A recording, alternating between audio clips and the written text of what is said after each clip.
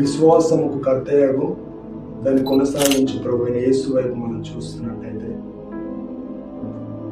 మనం నిలబడతాం.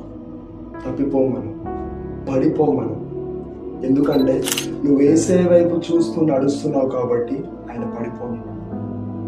నువ్వు యేసే వైపు చూస్తూ నువ్వు నడిచినావంటే సాతాను వేసే ప్రతి ప్లాన్స్, వాని ఆలోచనలు, వాడు నిన్ను పడగొట్టాలని ఎంత ప్రయత్నించినా కానీ నువ్వు యేసే వైపు చూస్తూ నడుస్తున్నావు కాబట్టి నువ్వు పడిపోవు. ఛాయిస్ ఉన్నది. కొంతకాలం దేవుణ్ణి వెంబడించి, కొంతకాలం విశ్వాసంతో నడిచి మరలా మనము లోకం తట్టు చూసినామంటే అవిశ్వాసంకు పోయి సాతాను కబంధ హస్తంలోకి మనం వెళ్ళిపోతాం.